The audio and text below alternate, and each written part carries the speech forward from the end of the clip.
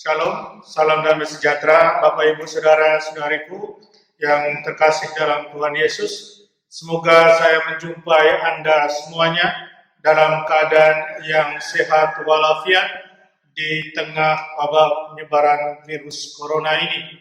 Dan untuk kita yang sehat, Tuhan berikan terus kesehatan, sama saudara dan saudari kita yang sakit, Tuhan berikan kesembuhan segera. Jumpa kembali dengan saya, Romo Adi, SPD, dalam permenungan harian kita Embun Sabda di hari Jumat, tanggal 7 Agustus 2020. Sama saudaraku dan saudari yang terkasih dalam Tuhan, hari ini saya ajak kita untuk merenungkan syarat-syarat dalam mengikuti Yesus berdasarkan bacaan Injil hari ini. Dalam Injil, setidaknya ada 4 syarat yang Tuhan Yesus sebutkan untuk orang bisa mengikuti Dia. Yang pertama adalah soal menyangkal diri. Di sini yang dimaksudkan oleh Tuhan Yesus bahwa Dia dan segala kehendaknya hendaknya menjadi nomor 1. Diri sendiri, kita yang dimaksudkan di sini, diri kita hanyalah untuk melayani Tuhan dan segala kehendak-Nya. Ini berarti ada cinta yang luar biasa buat Tuhan dan bukan untuk diri sendiri. Ada satu sikap rendah hati di sana. Ada satu sikap merendahkan diri di hadapan Tuhan. Ada satu sikap menyingkirkan egoisme. Tidak ada tempat untuk ego di dalamnya. Itulah sikap penyangkalan diri. Tuhan nomor 1. Tuhan dan segala kehendak-Nya menjadi yang pertama dan utama. Nomor 2, Yesus katakan soal memikul salib. Yang mau mengikuti Dia harus siap untuk memikul salib. Santo Yosef Ranadamez, misionaris pertama SPD yang ke Cina, dia pernah katakan demikian, salib adalah makanan sehari-hari seorang misionaris. Terus pertanyaannya, siapakah misionaris itu? Dalam pengertian dahulu, mungkin orang hanya berpikir misionaris adalah mereka-mereka yang berpergian untuk mewartakan sabda Tuhan.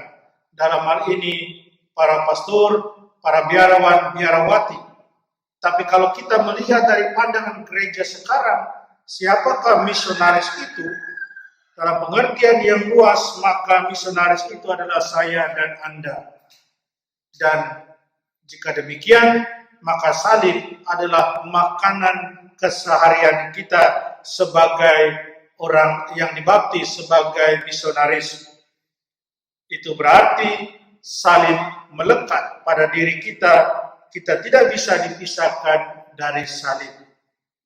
Memikul salib haruslah dimengerti sebagai satu ikut ambil bagian dalam derita dan salib dari Tuhan Yesus sendiri yang sudah menunjukkan kepada kita bagaimana Dia memikul salib itu.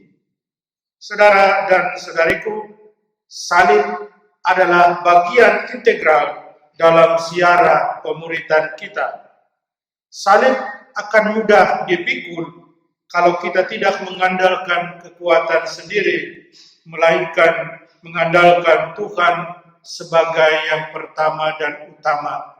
Kalau kita mengandalkan Tuhan, kekuatan Tuhan, maka memikul salib akan menjadi lebih mudah, menjadi lebih enteng.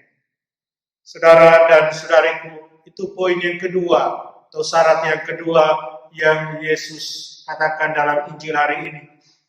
Yang ketiga, Yesus tekankan lagi soal mengikuti Dia.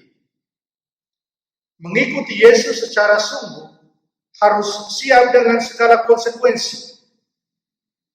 Mengikuti Yesus berarti siap untuk satu penderitaan. Penderitaan adalah satu konsekuensi yang harus ditanggung. Dan penderitaan ini hendaklah diterima sebagai satu kewajiban yang dijalankan dengan sukacita. Penderitaan adalah satu privilege, satu anugerah, satu rahmat, di mana kita boleh menerimanya karena kita mengikuti Tuhan.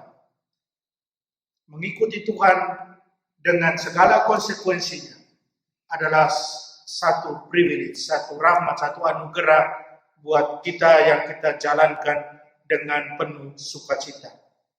Itu nomor 3. Nomor 4, Tuhan juga katakan kita harus siap kehilangan nyawa, siap menjadi martir. Saya teringat seorang profesor saya pernah katakan demikian. Ketika dia putuskan untuk menjadi SWD, dia katakan, saya sudah siap untuk menjadi martir. Dan ketika dia tanya kepada kami, ketika dalam kelas, apakah kami semua siap untuk jadi martir, hanya beberapa dari kami yang angkat tangan. Ternyata tidak semua siap jadi martir. Saudara dan saudariku, dengan dibaptis, dengan menjadi misionaris, kita yang adalah misionaris, berarti kita semua siap untuk mati bagi Kristus. Kita semua siap untuk kehilangan nyawa karena Kristus, karena iman kita akan Kristus. Siapkah kita untuk itu?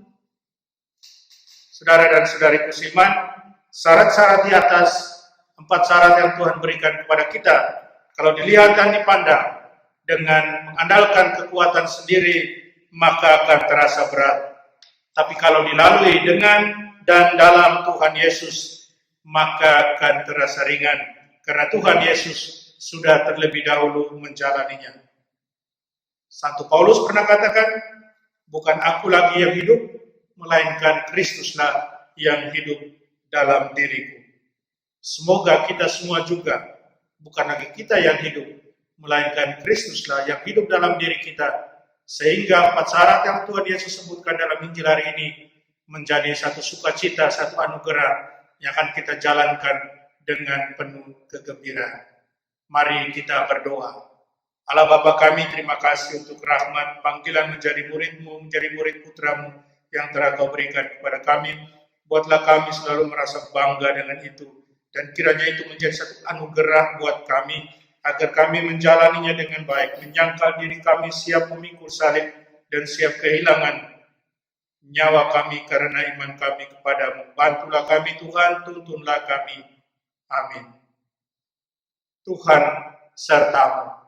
Kita sekalian semua orang yang kita cintai, kita sayangi, segala usaha kita untuk menjadi murid-murid Tuhan yang baik, dilindungi dan dibimbing oleh berkat Allah yang Maha Kuasa, Bapa dan Putra dan Roh Kudus.